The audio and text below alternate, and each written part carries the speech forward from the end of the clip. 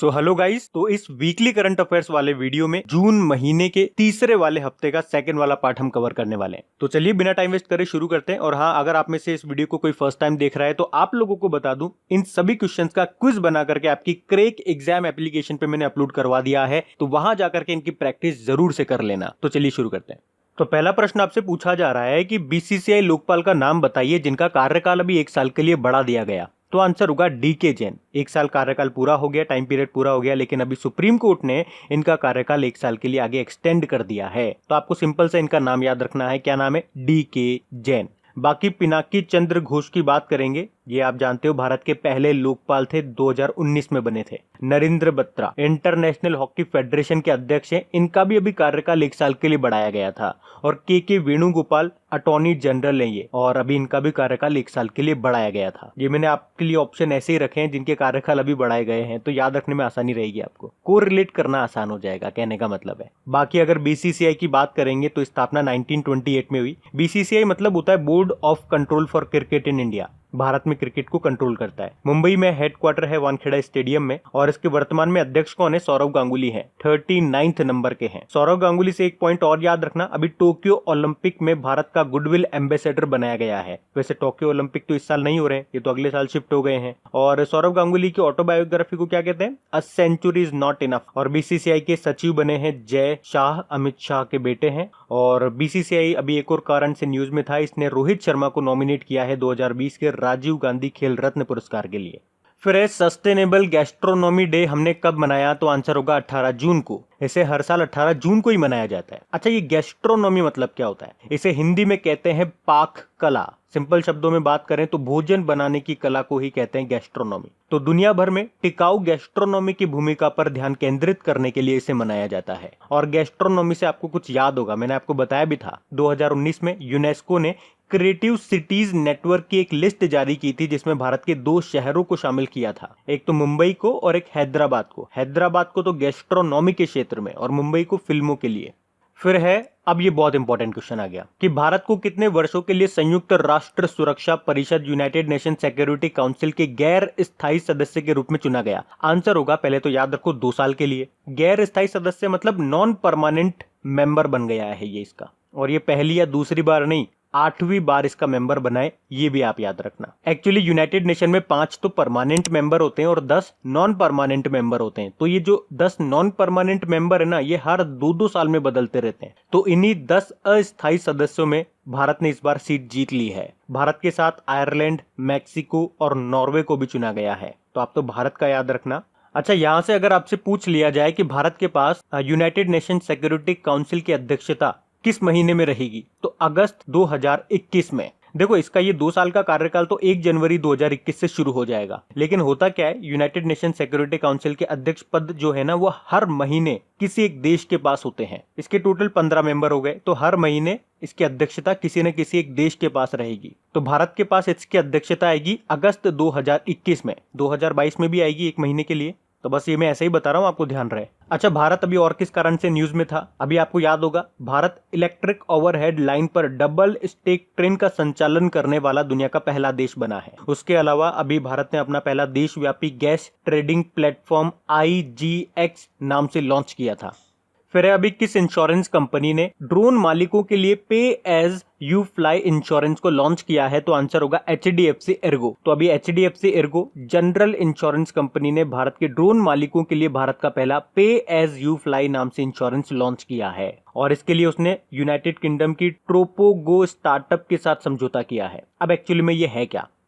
तो बेसिकली आपको यहाँ पे थर्ड पार्टी इंश्योरेंस दे रही है ये। तो इस पॉलिसी के थ्रू जो भी ड्रोन मालिक हो गए या ड्रोन को ऑपरेट करने वाले हो गए, अगर उनके ड्रोन से किसी की संपत्ति को नुकसान पहुंच जाता है या किसी व्यक्ति को शारीरिक चोट लग जाती है, तो उसी के लिए ये थर्ड पार्टी इंश्योरेंस दिया जा रहा है। तो इसमें आप 10 लाख रुपए तक का क्लेम कर सकते हो। बाकी ICICI बैंक की बात करेंगे, अभी इसने इंस्टा फ्लेक्सी कैश नाम से ओवरड्राफ्ट सुविधा शुरू की है। IDBI बैंक बात करेंगे, अभी इसके नए निदेशक बन गए कौन? अंशुमान शर्मा। और HDFC बैंक तो काफी कारण से न्यूज में था। एक तो समर ट्रीट्स अभियान शुरू किया था, सेफ्टी ग्रिड अभियान शुरू किया था, senior citizen care fixed deposit योजना भी शुरू की थी। उसके अलावा हैशटैग हम हार नहीं मानेंगे, ये सॉन्ग भी इसने रिलीज किया था। बाकी HDFC एर्गो की बात करेंगे, मुंबई में हेडक्वार्टर हेडक्वार्टर है और इसके एमडी सीईओ हैं रितेश कुमार।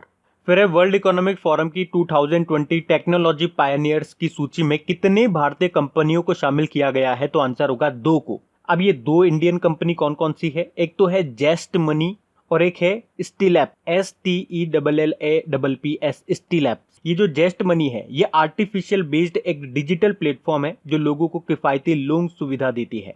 और जो स्टीलैप है ये इंटरनेट ऑफ थिंग्स बेस्ड एक स्टार्टअप प्लेटफॉर्म है जो डेयरी आपूर्ति श्रृंखला के डिजिटलीकरण का काम करती है, मतलब डिजिटलाइजेशन का काम करती है। बाकी वर्ल्ड इकोनॉमिक फोरम यहाँ पे आया है, जान लो। इसकी स्थापना हुई थी 1971 में, कोलोग्नी स्विट्जरलैंड में हेडक्वार्टर है और इसके हेड हैं क्लॉस श्वेब। और आपको अभी याद भी होगा वर्ल्ड इकोनॉमिक फोरम 2021 में यूनिक ट्विन समिट की मेजबानी करेगा, कहाँ पे, स्विट्जरलैंड के दावोस में। और इसी साल के स्टार्टिंग में वर्ल्ड इकोनॉमिक फोरम की 50वीं बैठक भी हुई थी स्विट्जरलैंड के दावोस में, जहां पे उसने ग्लोबल सोशल मोबिलिटी रिपोर्ट 2020 जारी की थी, जिसमें भारत 76 नंबर पे था। और टॉप पे कौन था, टॉप पे था डेनमार्क। अच्छा, और कौन कौन सी अभी इसने रिपोर्ट जारी की है कुछ मैं आपको बताऊं तो, एक तो वर्ल्ड इकोनॉमिक फोरम ने ग्लोबल टैलेंट कॉम्पिटिटिवनेस इंडेक्स जारी किया था, जिसमें भारत 72 नंबर पे था, टॉप पे स्विट्जरलैंड था। और इसी ने ग्लोबल एनर्जी ट्रांजिशन इंडेक्स भी जारी किया था, जिसमें भारत 74 नंबर पे था और टॉप पे था स्वीडन। और इसी साल आपको याद होगा वर्ल्ड इकोनॉमिक फोरम की आईटी गवर्नर्स कम्युनिटी के चेयरमैन बन गए हैं सी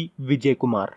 फिर अभी केंद्र सरकार ने रोजगार के अवसर को बढ़ाने के लिए गरीब कल्याण रोजगार अभियान को कहां से शुरू किया था, तो आंसर होगा बिहार से। तो जो प्रवासी मजदूर है जो अपने अपने घर लौट रहे हैं, तो उनका रोजगार देने के लिए गरीब कल्याण रोजगार अभियान को शुरू किया है। किसने शुरू किया, प्रधानमंत्री मोदी जी ने शुरू किया। इसको 20 जून को शुरू किया गया था। कहां से, बिहार के खगड़िया जिले से। बिहार के खगड़िया जिले के तेलीहार गांव से इसको लॉन्च किया गया था। और इसके जरिए सरकार की कोशिश रही कि जो स्किल्ड मजदूर हैं उनकी क्षमता के हिसाब से उनको काम दिया जाए। तो ये जो अभियान है ये 6 राज्यों के 116 जिलों में 125 दिनों तक चलेगा। ये डेटा याद रखना, 125 दिनों तक। और वो 6 राज्य कौन कौन से हैं, उत्तर प्रदेश, मध्य प्रदेश, राजस्थान, उड़ीसा, झारखंड और बिहार। इसको शुरू किया गया है, कितने रुपए लगे, तो 50,000 करोड़ रुपए से इसको शुरू किया गया है इस योजना को। बाकी योजनाओं की बात करेंगे तो अभी हमने पढ़ा था कि भारत में 200 नगर वन बनाए जाएंगे। उसके अलावा अभी प्रधानमंत्री स्वनिधि योजना भी शुरू की गई है, जिसमें स्ट्रीट वेंडर्स को 10,000 रुपए मिलेंगे ताकि वो अपना रोजगार फिर से शुरू कर सकें। 10,000 रुपए तक का मतलब उनको लोन दिया जाएगा। और स्वामित्व योजना भी अभी शुरू की गई थी, गाँव में जमीन नापी जाएगी उसके थ्रू ड्रोन का इस्तेमाल करके, तो ये भी ध्यान रखना।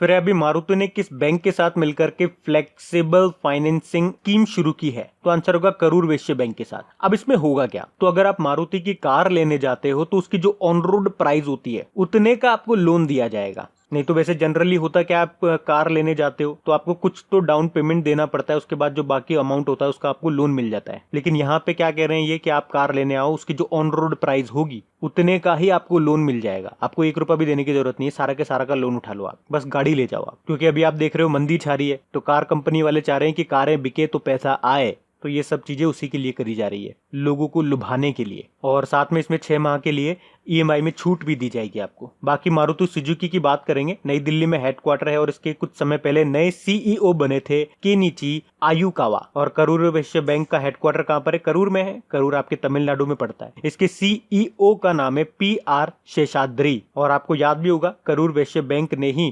प्रीपेड कार्ड शुरू किया था, जिसे कहते हैं एनकाशु कहते हैं उसे। फिर अभी किस राज्य ने 18 जून को मास्क दिवस मनाने का निर्णय लिया, तो आंसर होगा कर्नाटक सरकार ने। तो कर्नाटक सरकार राज्य में मास्क, सैनिटाइजर या हाथों को साबुन से धोने और सोशल डिस्टेंसिंग के महत्व को समझाने के लिए 18 जून को मास्क दिवस मना रही है। तो अभी कर्नाटक सरकार ने राज्य में मास्क हो गया, सैनिटाइजर हो गए, हाथों को साबुन से धोने या फिर सोशल डिस्टेंसिंग के महत्व को समझाने के लिए इन्होंने 18 जून को मास्क दिवस मनाया, ताकि कोरोना से लड़ाई में इनकी इंपॉर्टेंस के बारे में लोगों को जागरूक बनाया जा सके। फिर है 75वें 75th United nation general assembly के अध्यक्ष किसको चुना गया है? तो आंसर होगा वोल्कान बोजकिर को। ये जो वोल्कान बोजकिर हैं ये टर्की से हैं और अभी इन्हीं को 75वें संयुक्त राष्ट्र महासभा का अध्यक्ष चुना गया है। देखो ये महासभा के अध्यक्ष का जो कार्यकाल होता है 1 साल के लिए होता है और अभी तक जो इसके अध्यक्ष थे उनका नाम था तिजनानी मोहम्मद बांदे, ये मैंने आपको पढ़ाया भी था, और अब नए बन जाएंगे वोल्कान बोजकिर, तो इनका नाम आपको याद रखना है। अब बाकी कार्मेन रेनहार्ट वर्ल्ड बैंक की चीफ इकोनॉमिस्ट बनी है ये, और थियरी डेलापोर्ट विप्रो के एमडी सीईओ बने हैं। ये नाम इंपॉर्टेंट रहेगा आपके लिए। बाकी तो ये तीनों ही नाम इंपॉर्टेंट है, जिसमें ये मार्कोस ट्रायोजो ये न्यू डेवलपमेंट बैंक के अगले अध्यक्ष नियुक्त हुए हैं, तो ये सारे इंपॉर्टेंट है। यूनाइटेड नेशन की बात कर लेते हैं। स्थापना 24 अक्टूबर 1945 को हुई है और यही कारण है हम हर साल 24 अक्टूबर को यूनाइटेड नेशन डे के रूप में मनाते हैं। वैसे 24 अक्टूबर को वर्ल्ड पोलियो डे के रूप में भी मनाया जाता है और एक और कारण से हम मनाते हैं। क्या मनाते हैं 24 अक्टूबर को? नेशनल फूड डे मनाते हैं। अब एक प्रश्न आपके लिए, बिल्कुल सिंपल सा, वर्ल्ड फूड डे हम कब मनाते हैं? हिंट दे देता हूं। वैसे मैं डेली करंट अफेयर्स वाले लेक्चर में काफी बार आपसे पूछ चुका हूं और काफी बार आप बता भी चुके हो, फिर भी चलो बता दो कब मनाते हैं। अक्टूबर के महीने में ही मनाते हैं, बताओ। अब हेडक्वार्टर इसका न्यूयॉर्क में है और इसके सेक्रेटरी जनरल है एंटोनियो गुतेरेस, जो पुर्तगाल से है। पुर्तगाल की कैपिटल है लिस्बन और पुर्तगाल से एक खिलाड़ी भी आते हैं, क्रिस्टियानो रोनाल्डो। अभी आपको याद होगा यूनाइटेड नेशन में भारत के स्थायी प्रतिनिधि किसको बनाया गया? टीएस तिरुमूर्ति को। ये नाम भी इंपॉर्टेंट रहेगा। फिर एक किर्गिस्तान के नए प्रधानमंत्री कौन बन गए हैं? तो आंसर होगा कुबाटबेक बोरोनोव। बोरोनोव से याद रख लो, याद रह जाएगा नाम। एक्चुअली अभी आपको पता होगा किर्गिस्तान के जो पहले प्रधानमंत्री थे उन्होंने इस्तीफा दे दिया था।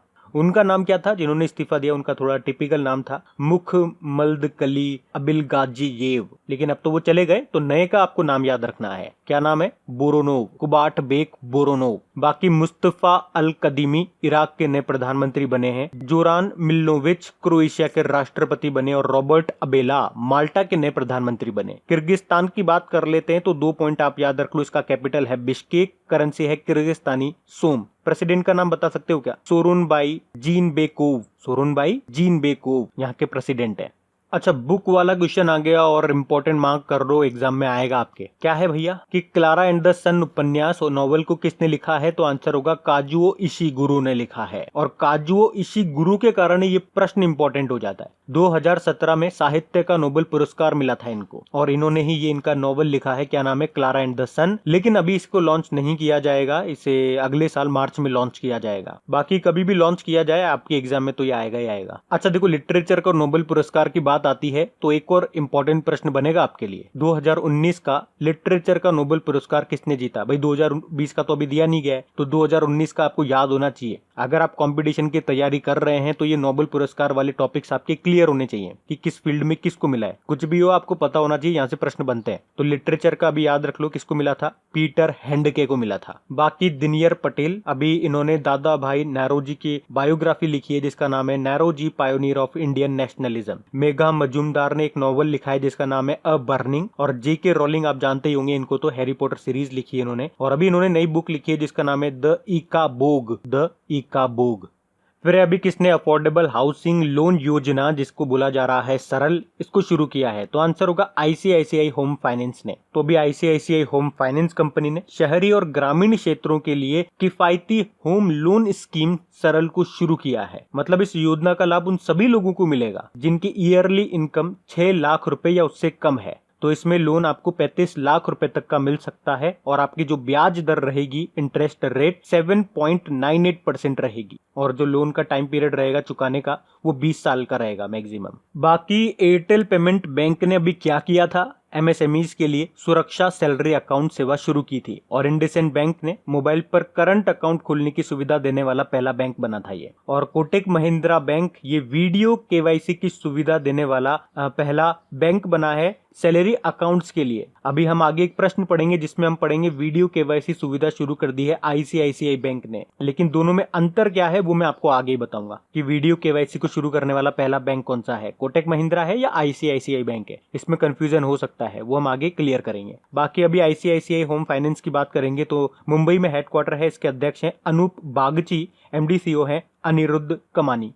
फिर अभी किसने कोविड-19 के लिए भारत की पहली मोबाइल लैब को लॉन्च किया है? तो आंसर होगा डॉक्टर हर्षवर्धन ने। तो हमारे स्वास्थ्य व परिवार कल्याण मंत्री हैं ये डॉक्टर हर्षवर्धन, और इन्होंने ही अभी नई दिल्ली में आई लैब, जिसको कहते हैं इन्फेक्शियस डिजीज डायग्नोस्टिक लैब, यानी कि संक्रामक रोग निदान प्रयोगशाला, इसको लॉन्च किया है। और ये भारत में लॉन्च की गई पहली आई लैब है। तो ये जो आई लैब है ये देश भर में कोविड-19 के परीक्षणों को बढ़ावा देने में मदद करेगी। कैसे मदद करेगी? देखो, इसका मेन उद्देश्य यही है, देश के जो ग्रामीण क्षेत्र हो गए या दूर दराज के जो इलाके हो गए जहाँ पे जाना थोड़ा सा मुश्किल होता है या जहाँ की कनेक्टिविटी कम रहती है, तो वहां जाकर के कोविड-19 के लिए सैंपल कलेक्ट करना और उनका परीक्षण करना। बाकी रमेश पोखरियाल निशंक हमारे एचआरडी मंत्री हैं, मानव संसाधन विकास मंत्री हैं। इनका निर्वाचन क्षेत्र है हरिद्वार, और अभी इन्होंने युक्ति पोर्टल 2.0 को भी लॉन्च किया है। इससे पहले वाला भी इन्होंने लॉन्च किया था और ये दूसरे वाला भी इन्होंने लॉन्च किया है। नरेंद्र सिंह तोमर मुरैना एमपी इनका निर्वाचन क्षेत्र है, और अभी इन्होंने किसान रथ एप्लीकेशन को लॉन्च किया था। कृषि एवं किसान कल्याण मंत्री हैं हमारे। और जी किशन रेड्डी, इन्होंने अभी जर्मी बेन नाम का डिवाइस लॉन्च किया था, ये भी ध्यान रखना। बाकी डॉक्टर हर्षवर्धन जी की बात कर ले तो इनका निर्वाचन क्षेत्र है चांदनी चौक दिल्ली, और अभी इन्होंने कुछ समय पहले एक बुक भी लॉन्च की थी जिसका नाम है कोविड कथा। और इनसे एक और इम्पोर्टेंट याद रखो पॉइंट कि WHO के कार्यकारी परिषद का अध्यक्ष इनको बनाया गया था। ये इंपॉर्टेंट पॉइंट होगा। फिर है भारतीय रेलवे के किस क्षेत्र में आत्मा मशीन स्थापित की गई है? सही उत्तर होगा मध्य रेलवे जोन में। आत्मा मतलब क्या होता है? Automatic ticket checking and managing access. तो नागपुर रेलवे स्टेशन पे अभी इसे लगाया गया है कोविड-19 के प्रसारण को रोकने के लिए। तो जैसा कि नाम से क्लियर है, ये जो सिस्टम है, ये जो मशीन है, ये टिकट को चेक करेगी, साथ में ह्यूमन बॉडी का टेम्परेचर भी माप सकती है, किसी ने मास्क लगाया हुआ है या नहीं लगाया हुआ है ये भी ये चेक करेगी। तो ये है आत्मा मशीन। बाकी दक्षिण मध्य रेलवे की बात करेंगे, इसका हेडक्वार्टर आपकी सिकंदराबाद में है, और अभी इन्होंने अस्पताल मैनेजमेंट की सहायता करने के लिए एक रोबोट भी बनाया था जिसका नाम क्या है? Rail boat. और दक्षिण पूर्व रेलवे का हेडक्वार्टर कहां पर है? आपका कोलकाता में है। और दक्षिण पूर्व मध्य रेलवे का कहां पर है? ये आपका बिलासपुर छत्तीसगढ़ में है। अच्छा, भारत में टोटल कितने रेलवे जोन है? 18 रेलवे जोन है। 18वां बना था दक्षिण तट रेलवे, साउथ कोस्ट रेलवे।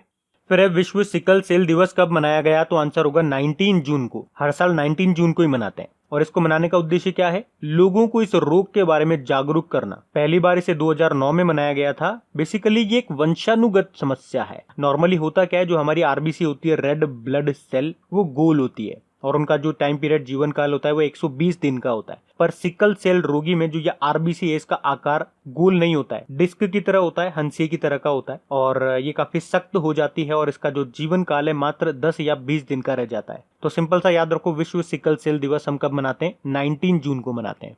फिर है किस राज्य या यूनियन टेरिटरी ने अपने कृषि उत्पादन विभाग का नाम बदला है? तो आंसर होगा जम्मू कश्मीर। और नाम बदल करके क्या कर दिया?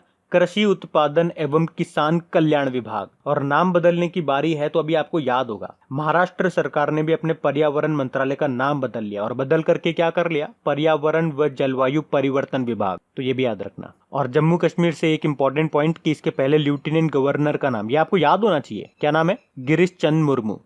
फिर है हाल ही में किस शहर में आईसीयू बेड और वेंटिलेटर की जानकारी देने के लिए एयर वेंटी एप्लीकेशन को लॉन्च किया गया? तो आंसर होगा मुंबई में। तो अभी ग्रेटर मुंबई नगर निगम ने मुंबई में आईसीयू बेड और वेंटिलेटर के बारे में जानकारी देने के लिए एयर वेंटी नाम से एक मोबाइल एप्लीकेशन को लॉन्च किया है। तो इस एप्लीकेशन के जरिए कोई भी आईसीयू बेड या वेंटिलेटर की स्थिति के बारे में आसानी से जान सकता है कि अभी ये अवेलेबल है या नहीं है। और बेड वगैरह की बात है तो आपको याद होगा, दिल्ली में भी हॉस्पिटल्स में कितने बेड खाली हैं, कितने बेड खाली नहीं है, इनकी रियल टाइम इंफॉर्मेशन पाने के लिए एक एप्लीकेशन को लॉन्च किया गया था। क्या नाम था उस एप्लीकेशन का? कोरोना दिल्ली। अच्छा, एक प्रश्न मेरा और आ रहा है आपके लिए। अभी मुंबई में ही बाढ़ चेतावनी के लिए, मौसम की चेतावनी के लिए एक एप्लीकेशन लॉन्च किया था। एक तो बेंगलुरु में भी किया था और एक मुंबई में भी किया था। चलो दोनों के आप मुझे नाम बताओ, क्या क्या नाम है उनके। अच्छा, मुंबई महाराष्ट्र की बात चल रही है तो एक और पॉइंट मैं आपको बताता हूँ यहीं से। अभी ब्रिटिश पेट्रोलियम ये महाराष्ट्र के पुणे में अपना बिजनेस सर्विस सेंटर भी खोलेगी, ये भी ध्यान रखना। फिर आपको बताना है कि हमारे देश की, भारत की कौन सी कंपनी 150 बिलियन डॉलर वाली पहली कंपनी बन गई है? तो आंसर होगा रिलायंस इंडस्ट्रीज। तो मतलब इतने मार्केट कैपिटल वाली ये पहली कंपनी बन गई है देश। अभी आपको पता होगा, पहले तो फेसबुक ने इसमें निवेश किया था, 9.99% का शेयर इसका खरीद लिया था। उसके बाद काफी और कंपनीज आई, टोटल अभी तक 11 कंपनियों ने इसमें निवेश कर लिया है। तो इसकी मार्केट कैप तो बढ़नी ही है। और अभी रिलायंस इंडस्ट्रीज ने यह भी कहा है कि वो कर्ज मुक्त भी हो चुकी है। फिर है किस राज्य ने कोविड केयर होम शुरू करने की घोषणा की है? तो आंसर होगा उड़ीसा ने। तो उड़ीसा राज्य के हर ग्राम पंचायत में कोविड-19 केयर होम की सुविधा स्थापित की जाएगी और इन केयर होम्स में जो सर्दी या बुखार या खांसी के लक्षण वाले जो लोग हैं वो रहेंगे और फिर उनकी जांच की जाएगी। अगर उनमें कोरोना के लक्षण पाए जाते हैं तो उन्हें स्पेशल कोविड-19 अस्पतालों में शिफ्ट कर दिया जाएगा, वरना उन्हें ठीक करके घर भेज दिया जाएगा। उड़ीसा से याद रख लो, इसकी कैपिटल भुवनेश्वर है और भुवनेश्वर में ही इस साल खेलो इंडिया यूनिवर्सिटी गेम्स का पहला संस्करण भी हुआ था, जिसमें टॉप पे रहा था पंजाब यूनिवर्सिटी। यहाँ के मुख्यमंत्री हैं नवीन पटनायक और उड़ीसा हाईकोर्ट के अभी नए चीफ जस्टिस बने थे। कौन बने थे? मोहम्मद रफीक बने थे। और नवीन पटनायक को अभी पेटा ने हीरो टू एनिमल अवार्ड भी दिया था, ये भी ध्यान रखना। फिर है किस राज्य या यूनियन टेरिटरी में विश्व की सबसे बड़ी कोविड-19 सुविधा यानी कि फैसिलिटी बनाई जा रही है? तो आंसर होगा दिल्ली में। तो दिल्ली सरकार साउथ दिल्ली में जो राधा स्वामी स्पिरिचुअल सेंटर है उसको एक कोविड-19 देखभाल सुविधा में बदलने का काम कर रहा है और इस तरह से ये दुनिया में सबसे बड़ी कोविड-19 फैसिलिटी होगी। इसमें 10,000 बेड होंगे और ये जो सेंटर होगा 22 फुटबॉल मैदानों के जितना बड़ा होगा और 30 जून तक ये रोगियों के उपचार के लिए तैयार भी हो जाएगा। दिल्ली की बात करेंगे, मुख्यमंत्री है अरविंद केजरीवाल और इसके लेफ्टिनेंट गवर्नर हैं अनिल बैजल। अभी आपको याद होगा आईआईटी दिल्ली ने एक तो प्रकृति डैशबोर्ड लॉन्च किया था, किसके लिए? कोविड-19 के प्रसार की भविष्यवाणी करने के लिए। और दिल्ली गवर्नमेंट ने भी एक्सेस कोरोना एप्लीकेशन को लॉन्च किया था डोर टू डोर सर्वे के लिए। एक ऑपरेशन शील्ड भी लॉन्च किया था और 5T प्लान भी लॉन्च किया था कोविड-19 के फैलाव को रोकने के लिए। और दिल्ली पुलिस कमिश्नर का अतिरिक्त प्रभार एडिशनल चार्जेस किसको मिला था? एसएन श्रीवास्तव को मिला था।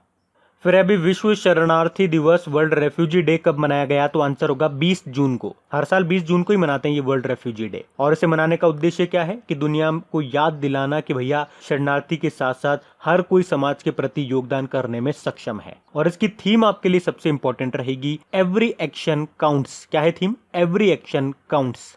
फिर अगला प्रश्न आपको बताना है कि खदान व कोयला मंत्री ने अभी किस नाम से पोर्टल को लॉन्च किया है? तो आंसर होगा सत्यभामा। अच्छा, सत्यभामा का भी मतलब है साइंस एंड टेक्नोलॉजी योजना फॉर आत्मनिर्भर भारत इन माइनिंग एडवांसमेंट। और हमारे कोयला मंत्री कौन है? प्रहलाद जोशी है और इन्होंने ही इस पोर्टल को लॉन्च किया है। अच्छा, इस पोर्टल को लॉन्च करने का उद्देश्य क्या है? खनन और खनिज क्षेत्र में अनुसंधान और विकास यानी कि रिसर्च एंड डेवलपमेंट को बढ़ावा देना, ताकि आगे चलकर आत्मनिर्भर भारत बनने में मदद मिले। और हमारे जो कोयला मंत्री हैं प्रहलाद जोशी, इनका निर्वाचन क्षेत्र है धारवाड़, कर्नाटक। अच्छा, यहीं से रिलेटेड कुछ और क्वेश्चन मैं आपको बताता हूँ, ध्यान से सुनते जाना। अभी प्रधानमंत्री नरेंद्र मोदी जी ने 41 यानी कि 41 कोयला खदानों की नीलामी की प्रक्रिया को लॉन्च कर दिया है। और हाँ, कोयले से याद आया, अभी नॉर्दर्न कोलफील्ड लिमिटेड इन्होंने अपना रिसर्च एंड डेवलपमेंट सेंटर बनाया है जिसका नाम क्या रखा है? सरस नाम रखा है। अच्छा, सरस को सरल से कंफ्यूज मत कर देना। सरल अभी पीछे पढ़ा था हम लोगों ने जब आईसीआईसीआई होम फाइनेंस ने अफोर्डेबल हाउसिंग लोन योजना सरल को शुरू किया था, तो वो सरल थी, ये सरस है। इसके अलावा करंट फिस्कल ईयर में हमारा कोयले के उत्पादन का लक्ष्य कितना है? 710 मिलियन टन है। और कोल इंडिया लिमिटेड के अभी नए चेयरमैन भी बने थे, प्रमोद अग्रवाल, वो भी नाम याद रखो। फिर है कौन सा बैंक है जो अपने लोन प्रक्रिया, लोन प्रोसेस को पूरी तरह से डिजिटल बनाएगा? तो आंसर होगा bank of Baroda. Bank of Baroda ये भारत का तीसरा सबसे बड़ा सरकारी बैंक है और इसी ने अभी सभी प्रकार की लोन प्रक्रिया को, मतलब उनकी प्रोसेस को पूरी तरह से डिजिटलाइज करने की घोषणा कर दी है। चाहे फिर वो होम लोन हो, ऑटो लोन हो, पर्सनल लोन हो, मतलब हर प्रकार के लोन की प्रोसेस अब डिजिटल हो जाएगी। बाकी आईसीआईसीआई बैंक अभी हमने पढ़ा था, इंस्टा फ्लेक्सी कैश नाम से ओवरड्राफ्ट सुविधा शुरू की थी इन्होंने। एचडीएफसी बैंक मैं आपको कई बार बता चुका हूँ, हैशटैग हम हार नहीं मानेंगे सॉन्ग जारी किया था इन्होंने। समर ट्रीट्स अभियान शुरू किया था, सेफ्टी ग्रिड अभियान भी शुरू किया था इन्होंने। इंडसेंड बैंक मोबाइल पर करंट अकाउंट खोलने की सुविधा देने वाला पहला बैंक बना था ये। बैंक ऑफ बड़ौदा की बात कर ले, अभी जैसा मैंने आपको कहा कि भारत का तीसरा सबसे बड़ा पब्लिक सेक्टर बैंक है। सबसे बड़ा पहला बैंक और दूसरा बैंक कौन सा है? फिर एसबीआई सबसे बड़ा है, सेकेंड नंबर पे पंजाब नेशनल बैंक है। और आपको एक और चीज याद रखनी है, अभी विजया बैंक और देना बैंक का विलय भी हो चुका है बैंक ऑफ बड़ौदा में। विलय मतलब होता है मर्ज हो चुके हैं ये, और ये मर्जर अभी 1 अप्रैल 2020 से लागू भी हो गया। इसका हेडक्वार्टर वडोदरा गुजरात में है। चेयरमैन है हसमुख अधिया, एमडी सीईओ का नाम है संजीव चड्डा। अच्छा, इसकी टैगलाइन क्या है? टैगलाइन आपको याद रखनी है, मैं आपको हमेशा कहता हूँ जो भी बैंक आपके न्यूज में है कम से कम उनकी तो आप टैगलाइन याद रखो। इसकी टैगलाइन है इंडियाज इंटरनेशनल बैंक। फिर एक किसे भारत के प्रमुख राष्ट्रीय लोक वित्त एवं नीति संस्थान का अध्यक्ष नियुक्त किया गया है? तो आंसर होगा उर्जित पटेल को। इसको अंग्रेजी में कहेंगे national institute of public finance and policy, और इसी के अध्यक्ष बन गए हैं कौन? उर्जित पटेल। आरबीआई के पूर्व गवर्नर हैं ये उर्जित पटेल। ये जो national institute of public finance and policy है ये एक इकोनॉमिक थिंक टैंक है, और उर्जित पटेल किनका स्थान लेंगे? तो विजय केलकर का स्थान लेंगे। अच्छा, वर्तमान में आरबीआई के गवर्नर कौन है? शक्तिकांत दास है, 25वें नंबर के हैं। बाकी Anmol Narang US military academy से ग्रेजुएट होने वाली पहली सिख महिला बनी है ये। Brajendra Navnit WTO world trade organisation में भारतीय राजदूत बने थे। और TS तिरुमूर्ति यूनाइटेड नेशन में भारत की स्थायी प्रतिनिधि परमानेंट रिप्रेजेंटेटिव बने ये। फिर JSW सीमेंट ने किसे अपना ब्रांड एम्बेसडर बनाया है? तो आंसर होगा ये दोनों को, सौरव गांगुली और सुनील छेत्री को। सौरव गांगुली तो आप जानते हो वर्तमान में BCCI के अध्यक्ष हैं। सुनील छेत्री ये हमारी फुटबॉल टीम के कैप्टन है, साथ में ये बेंगलुरु फुटबॉल क्लब के भी कैप्टन है, और इन्हीं को JSW सीमेंट का ब्रांड एम्बेसडर बनाया गया है। अच्छा, ये JSW सीमेंट है। अभी हमने JSW स्टील भी पढ़ा था, और JSW स्टील के ब्रांड एम्बेसडर कौन बने थे? ऋषभ पंत बने थे। तो ये दोनों अंतर ध्यान रखना। बाकी कुछ अभी रिसेंटली न्यूज में रहे थे ब्रांड एम्बेसडर, वो भी मैं आपको रिकॉल कराता हूँ। तो एक तो याद रखो मानुषी छिल्लर का नाम, आदिदास की बनी थी ब्रांड एम्बेसडर, और करीना कपूर अभी प्यूमा की ब्रांड एम्बेसडर बनी थी, और टाटा पावर के शार्दुल ठाकुर बने थे। उसके अलावा शेफाली वर्मा ये पेप्सिको की ब्रांड एम्बेसडर बनी थी।